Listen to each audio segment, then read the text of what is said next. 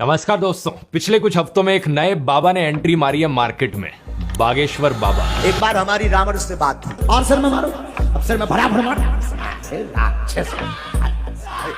आप पूछोगे कि क्या खासियत है इन बाबा की, तो भाई बताया जा रहा है कि चमत्कारी तरीके से ये बाबा लोगों की प्रॉब्लम समझ लेते हैं और बड़े ही चमत्कारी सॉल्यूशंस देते हैं लोगों की प्रॉब्लम्स को लेकर। इसके सर में मारो जरा, गला पकड़ इसका, गला पकड़। लेकिन इतना काफी नहीं है, इसके ऊपर थोड़ा हिंदू मुस्लिम छिड़क दो तो न्यूज वाले आज के दिन वैसे ही आपको पॉपुलर बना देंगे। सैटायरिस्ट रॉफल गांधी ने इस पर एक मजेदार बात कही, बागेश्वर बाबा वाला पाखंड तो ईसाई मिशनरी और झाड़ फूक वाले मौलवी भी करते हैं, तो फिर बागेश्वर बाबा का विरोध क्यों? क्या हिंदू आज के दिन बिना रोक टोक के मूर्ख भी नहीं बन सकता? सही बात नहीं है दोस्तों। लोग IITN बनते हैं आज के दिन, कुछ लोग साइंटिस्ट बनते हैं, कुछ लोग IAS बनते हैं। अगर कुछ लोग बेवकूफ बनना चाहें तो क्यों नहीं बन सकते वो बेवकूफ? सबको मूर्ख बनने का अधिकार है और सभी रिलीजन्स के लोग इस अधिकार के बारे में जागरूक हैं। लोग रिलीजन को लेकर जरूर डिवाइडेड होंगे एक दूसरे से, लेकिन यूनाइटेड हैं ये सारे रिलीजन के लोग सुपरस्टिशन के नाम पर। ऐसे फर्जी बाबा आपको हर धर्म में मिल जाएंगे और कितने लॉयल तरीके से कुछ लोग इन्हें फॉलो भी करते हैं। आइए आज के वीडियो में इस बागेश्वर बाबा को समझते हैं और जनरली इन बाबाओं के फिनोमिना को भी समझते हैं। You don't have any relationship with Jesus, Mahavir, Buddha, Krishna, not at all.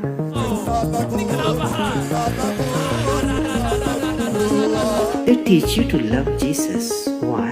Because he turned water into wine. अध्यात्म तो चमत्कारों के विरुद्ध खड़ा होता है और अंधविश्वास के विरुद्ध खड़ा होता है। जो लोग ऐसा काम कर रहे हैं वो वैज्ञानिक तो नहीं है, वो आध्यात्मिक भी नहीं है।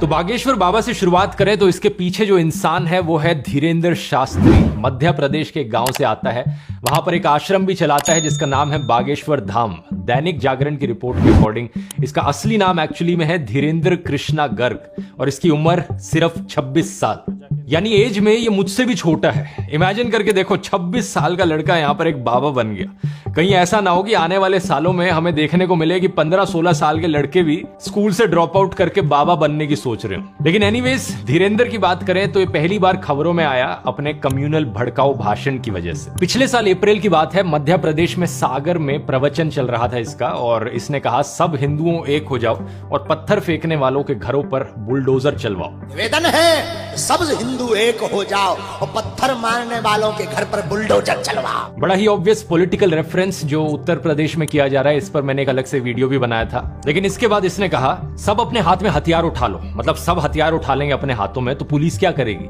पुलिस की अपनी जॉब छोड़ दे और बाबा बनने बैठ जाए। लॉयर्स और जजेस और लॉ एंड ऑर्डर का क्या? आयरो जग जाओ, अब सब हिंदू अपने हाथ में हथियार उठा लो और कह दो हम सब हिंदू एक हैं। बड़ी ही ऑब्वियस बात है कि ये कम्युनल भड़काऊ भाषण था, पब्लिक पीस को डिस्टर्ब करने की कोशिश थी।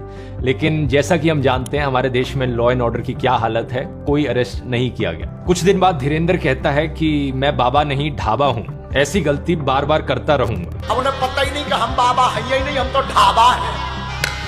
अब मानो लॉ एंड ऑर्डर का अपमान करना काफी नहीं था, धीरेंद्र अगली बार फिर से खबर में आता है एलिजिडली अनटचेबिलिटी प्रैक्टिस करने के लिए। इस वीडियो को देखिए जहां पर इसके डिवोटीज इसके पैरों पर गिर जाते हैं और ये अपने पैर आगे करता है इसके लिए।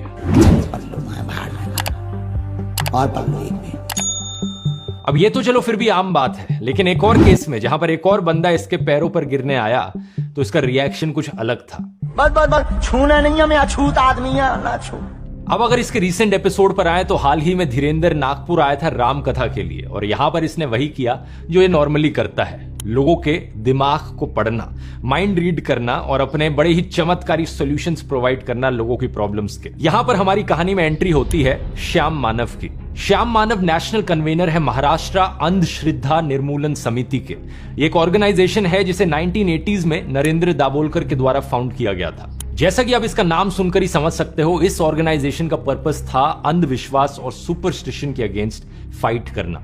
लेकिन अगस्त 2013 में अनफॉर्चुनेटली क्या होता है कि नरेंद्र दाभोलकर की गोली मारकर हत्या कर दी जाती है। पुणे में ये मॉर्निंग वॉक पर निकले थे एक दिन। ऑब्वियसली इसके पीछे कट्टर लोग रिस्पॉन्सिबल होते हैं, लेकिन अच्छी चीज ये होती है कि 4 महीने बाद दिसंबर 2013 में महाराष्ट्र में एक लॉ पास किया जाता है ह्यूमन सैक्रिफाइस, सुपरस्टिशन और ब्लैक मैजिक के अगेंस्ट। ये इस ऑर्गेनाइजेशन के लिए एक बहुत बड़ी जीत थी क्योंकि सालों से ये कैंपेनिंग चल रही थी, सुपरस्टिशन और ब्लैक मैजिक के खिलाफ एक कानून बनाया जाए। नरेंद्र दाभोलकर के बाद इस काम को आगे कंटिन्यू रखते हैं श्याम मानव। ये ऑर्गेनाइजेशन के साथ शुरू से ही रहे हैं जब से इसकी इंसेप्शन हुई है, और ये अपने आप को एक सनातनी हिंदू कहते हैं, ठीक उसी तरीके से जैसे गांधी जी और स्वामी विवेकानंद भी अपने आप को सनातनी हिंदू मानते थे। एक तो अपने आप को सनातनी हिंदू कहता हूँ, महात्मा गांधी भी अपने आप को सनातनी हिंदू कहते थे और स्वामी विवेकानंद जी भी अपने आप को सनातनी हिंदू कहते थे। ये कहते हैं कि ये किसी भगवान या किसी के धर्म के खिलाफ नहीं है, बल्कि उस लूटमारी और उस फ्रॉड के खिलाफ है जो धर्म के नाम पर हो रही है। जो इनका काम है वो अकॉर्डेंस में है कॉन्स्टिट्यूशन ऑफ इंडिया के। दैनिक भास्कर की एक रिपोर्ट हमें बताती है कि श्याम मानव 200 से ज्यादा बाबाओं का भांडाफोड़ कर चुके हैं। इनका पहला बड़ा केस था लेजेंडरी शकुंतला देवी को लेकर, जिन्हें ह्यूमन कंप्यूटर नाम से जाना जाता है। श्याम मानव कहते हैं कि ये उनके मैथमेटिक्स प्रोग्राम्स के खिलाफ नहीं थे, लेकिन धीरे धीरे उन्होंने एस्ट्रोलॉजी और फ्यूचर प्रेडिक्शन जैसी चीजें शुरू कर दी थी, तब उनका इन्होंने भांडाफोड़ किया। पुलिस ने शिकायत दर्ज करी और FIR भी लिखी गई। जिस कार्यक्रम से वो नागपुर आई थी, उस कार्यक्रम को छोड़ के उन्हें भागना भी पड़ा। शकुंतला देवी, जिनका नाम Guinness book of world records में रिकॉर्ड हुआ था, वो नागपुर में आई, उसने एडवर्टाइजमेंट शुरू की, God can tell correct fortune, so can Shakuntala Devi. ये पहला बड़ा केस था इनका, और शकुंतला के चमत्कार और उनकी भविष्यवाणी सब बंद हो गई इसके बाद। एक और बड़ा केस था इनका फॉरेन मिशनरीज को लेकर। ये बताते हैं कि कैसे 5 मिशनरी नागपुर आए हुए थे। एक ऐसी सभा करते हैं वो जहां पर अंधे को दिखने लग जाता है, बहरे को सुनने लग जाता है, ऐसे चमत्कारों का दावा करते हैं। उस वक्त इन्होंने 1986 के ड्रग्स और रेमेडीज एक्ट का इस्तेमाल किया अपनी फाइट करने के लिए। उस कानून के तहत इन्होंने इन 5 मिशनरी के खिलाफ शिकायत दर्ज करी, और देश में पहली बार ऐसा हुआ कि 4 विदेशी मिशनरियों को अरेस्ट किया गया। तो अपनी अभी की कहानी पर वापस आए तो धीरेंद्र शास्त्री नागपुर जाते हैं। श्याम मानव को पता चलता है कि ये राम कथा के लिए गए हैं। इन्होंने कहा ये तो अच्छी चीज है और इसे वेलकम किया जाना चाहिए, लेकिन फिर इन्हें पता चलता है कि ये बाबा अपना दिव्य दरबार होल्ड करते हैं, जहां पर ये चमत्कार करते हुए दिखाते हैं। कहा जाता है कि ये नागपुर में 7 और 8 जनवरी को होगा।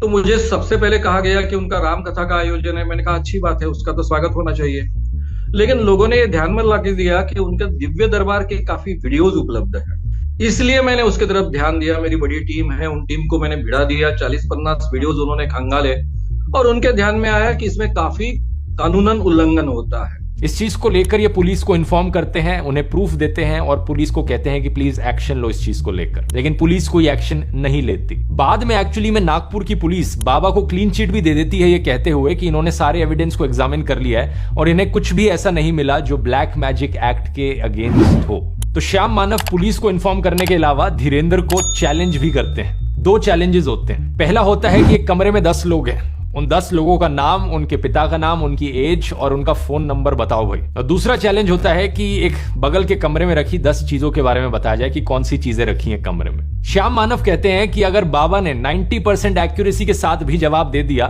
तो उन्हें 30 लाख रुपए का इनाम देंगे ये, और अगर ये चैलेंज जीत गए तो श्याम मानव अपना माथा उनके पैरों पर टिका देंगे, माफी मांगेंगे और अपनी पूरी ऑर्गेनाइजेशन को बंद कर डालेंगे। तो आगे क्या होता है? क्या बागेश्वर बाबा इस चैलेंज को एक्सेप्ट करते हैं? इवेंट के पोस्टर पर लिखा था दोस्तों कि ये इवेंट 13 जनवरी तक चलेगा, लेकिन धीरेंद्र नागपुर की ओर निकल लेता है 11 जनवरी को ही। श्याम मानव इसे भगोड़ा करके पुकारते हैं कि चैलेंज एक्सेप्ट नहीं कर पाया इसलिए ये निकल लिया। कुछ हिंदुत्व ऑर्गेनाइजेशंस को इससे बड़ी तकलीफ हो जाती है और वो श्याम मानव का पुतला जलाने लगते हैं। इसके बाद एक्चुअली में श्याम मानव को डेथ थ्रेट्स भी दिए जाते हैं कि नरेंद्र दाभोलकर के साथ जो हमने किया था वो तुम्हारे साथ भी करेंगे, अनदर नरेंद्र दाभोलकर। फॉर्चुनेटली तब से उन्हें सिक्योरिटी कवर जरूर दे दिया गया है। धीरेंद्र शास्त्री के डिफेंस में उसका कजन लोकेश गर्ग आता है जो कहता है कि उसे भी डेथ थ्रेट्स मिले हैं। धीरेंद्र शास्त्री की परिवार सहित 13वीं की तैयारी कर लो। बागेश्वर धाम को भी सिक्योरिटी दी जाती है, लेकिन चैलेंज का क्या? धीरेंद्र अपने रिस्पॉन्स में कहता है कि वो भागा नहीं, राम कथा जो थी वो 11 जनवरी तक ही चलनी थी, और अगर श्याम मानव को चैलेंज देना है तो वो रायपुर में आकर चैलेंज दे दे। 3 तारीख को हम पहले ही ये कह चुके कि हम 7 दिन की कथा है, सब कथाएं हमने 2-2 दिन की काट दी। तो हम आपको कहेंगे श्याम मानव जी, आपको अनुभव करना है तो दरबार में रायपुर में आइए, आगे बागेश्वर धाम पर लगेगा, वहां आइए। श्याम मानव अपने YouTube चैनल पर एक वीडियो रिलीज करते हैं इसका रिस्पॉन्स देते हुए। वो कहते हैं, दिव्य दरबार में फ्रॉड एंड प्रूफ कंडीशंस के तहत उन तक कोई भी जानकारी ना पहुंचे, इस ढंग से वातावरण हम निर्माण नहीं कर सकते हैं। इसलिए नागपुर में ही ये चुनौती बहुत अच्छे ढंग से पारित हो सकती है। इसके पीछे 2 कारण हैं। महाराष्ट्र में जिस ढंग की पुलिस यंत्रणा काम करती है, जिस ढंग की लॉ एंड ऑर्डर सिचुएशन है, उसके कारण नंबर 1। दूसरी चीज उन्होंने ये कही कि महाराष्ट्र के home minister Devendra Fadnavis actually में बाबा के प्रोग्राम में गए थे। तो बाबा के और होम मिनिस्टर जी के बड़े अच्छे रिलेशन है पहले से। तो नागपुर में अगर चैलेंज किया जाता है, ना ही बाबा की साइड से ना ही श्याम मानव की साइड से कोई भी गड़बड़ हो सकती है। क्या लगता है आपको दोस्तों? देखो, मुझे तो लगता है कि धीरेंद्र बाबा को चैलेंज एक्सेप्ट कर लेना चाहिए। बागेश्वर बाबा जैसे इंसान को छोटी मोटी चीजों के बारे में नहीं सोचना चाहिए। नागपुर हो रायपुर हो, क्या फर्क पड़ रहा है। बागेश्वर बाबा के हजारों फॉलोअर्स इस इमेजिनेशन में जी रहे हैं कि श्याम मानव कैसे अपना माथा बाबा के चरणों में टेकेंगे। इसी बीच दोस्तों, शंकराचार्य स्वामी अविमुक्तेश्वरानंद ने एक बड़ी इंटरेस्टिंग स्टेटमेंट दी। इन्होंने कहा कि चमत्कार दिखाने वाले जोशीमठ आकर घिसटती हुई जमीन को रोककर दिखाएं। इन्होंने ये भी कहा कि कोई ऐसा चमत्कारी पुरुष है तो धर्मांतरण रोक दे, लोगों की आत्महत्या रोक दे, लोगों के घरों में झगड़े हो रहे हैं, फसाद हो रहे हैं, उन्हें रोक दे। ऐसा कोई भी जनता और राष्ट्र के लिए उपयोगी चमत्कार करके दिखाए, तभी हम उसे एक चमत्कारी पुरुष कह सकते हैं। मेरी तरफ से कुछ और सजेशंस धीरेंद्र के लिए। मुझे लगता है इन्हें रॉ ज्वाइन कर लेनी चाहिए। अलग अलग देशों की सीक्रेट इंफॉर्मेशन पता करने में बहुत मदद मिलेगी। ये पुलिस की मदद कर सकते हैं चोर डकैतियों को पकड़ने में। इनफैक्ट इन्होंने तो ये भी क्लेम किया है कि ये कैंसर को भी क्योर कर सकते हैं अपनी दवाइयों और आशीर्वाद के द्वारा। कैंसर रोग है, दूसरे स्टेज का है, हम एक विधि कर दे भी, कैंसर की दवाई धाम पे मिल है, ठीक हो जाएगा, आशीर्वाद। माँ बीमार है 3 साल से, दर्द कैंसर नामक रोग बना हुआ, ओमवती को कृपा हो जाएगी, आशीर्वाद। ये अखंड ज्योति जलाएं, 50 ग्राम देसी गाय के गोमूत्र में 2 खड़ी हल्दी की गांठ पीस करके मिला करके रोगी को पिलाएं, लाभ 100% होगा, आशीर्वाद। मुझे ये बात समझ में नहीं आती भाई, किस बात का इंतजार है? हमारी देश की सरकार क्या कर रही है? क्यों हॉस्पिटलों में टाइम वेस्ट किया जा रहा है? इन बाबा को जल्दी से लाया जाए, इनसे क्योर सीखा जाए कैंसर का और सब में बांट दिया जाए। इतने सारे पेशेंट्स हैं इंडिया में। लेकिन ये सब होगा नहीं दोस्तों, क्योंकि ये एक बहुत बड़ा फ्रॉड है। जेम्स रैंडी दुनिया के मोस्ट फेमस मैजिशियंस में से हैं। धीरेंद्र की छोटी मोटी ट्रिक्स कुछ भी नहीं है जेम्स रैंडी के सामने। लेकिन फर्क ये है कि जेम्स अपनी ट्रिक्स का इस्तेमाल करते थे लोगों को एंटरटेन करने के लिए, और धीरेंद्र अपनी ट्रिक्स का इस्तेमाल करता है लोगों को बेवकूफ बनाने के लिए और एक कल्ट फॉर्म करने के लिए। जेम्स रैंडी ने एक जेम्स रैंडी फाउंडेशन की स्थापना करी साइंटिफिक टेम्परामेंट को प्रमोट करने के लिए। इसमें उन्होंने अपना एक $1 मिलियन पैरानॉर्मल चैलेंज निकाला। चैलेंज बड़ा सिंपल था। दुनिया में कोई भी इंसान जेम्स रैंडी को प्रूफ दिखा दे सुपर नेचुरल चीजों का, पैरानॉर्मल चीजों का, ये भूत प्रेत जैसी चीजें, और उस इंसान को $1 मिलियन का इनाम मिल जाएगा। लेकिन आज तक कोई इस चैलेंज को नहीं कर पाया है। इस चीज को डिटेल में मैंने भूतों वाले वीडियो में भी एक्सप्लेन किया था, गोश्त के ऊपर जो मैंने वीडियो बनाया था। नहीं देखा है उसका लिंक मैं नीचे डिस्क्रिप्शन में डाल दूंगा। हैरानी की बात यह है कि इसके बावजूद भी दुनिया भर में लोग एस्ट्रोलॉजर्स और चमत्कारी बाबाओं से बड़े आकर्षित होते रहते हैं। कहीं हमें एक बाबा देखने को मिलता है जो हवा से सोने की चेन निकाल देता है, कोई बाबा पानी का पेट्रोल बना देता है। सुपरस्टिशन तो चलो फिर भी कुछ हद तक एक हार्मलेस चीज हुई या सेल्फ हार्मिंग चीज हुई, लेकिन बहुत से बाबाओं को पाया गया है कि कितने क्राइम्स में इन्वॉल्व होते हैं। कहीं पर murder, sexual harassment, tax evasion, kidnapping, human trafficking. 2017 में जो हिंदू साधुस की सबसे टॉप बॉडी है अखिल भारतीय अखाड़ा परिषद, उन्होंने 14 फेक बाबाओं की लिस्ट भी जारी करी थी। इस परिषद के प्रेसिडेंट ने यह भी कहा था कि लोग ऐसे पाखंडियों से चौकन्ने रहें, ये साधुओं का नाम बदनाम करते हैं। इस लिस्ट में कई बड़े नाम थे, आसाराम, राधे मां, निर्मल बाबा, गुरमीत सिंह, नारायण साई। इसके अलावा कई और बाबा हैं जो क्राइम्स में इन्वॉल्व होते हुए पाए गए हैं। नित्यानंद, मिर्ची बाबा, जलेबी बाबा, प्रेम आनंद, चंद्र स्वामी, अमित चैतन्य। और जैसा मैंने आपको वीडियो के शुरू में बताया था, ये कोई ऐसी प्रॉब्लम नहीं है जो सिर्फ एक धर्म में ज्यादा देखी जा रही। मुस्लिम फेक बाबाज भी आपको देखने को मिलेंगे। शेख अब्दुल रहीम, अकमल राजा, हकीम बाबा, आसिफ नूरी। अकमल रजा ने एक औरत को कहा कि अगर अपने हस्बैंड की बीमारी को क्योर करना चाहते हो तो अपनी बेटी को लाकर मुझे सौंप दो।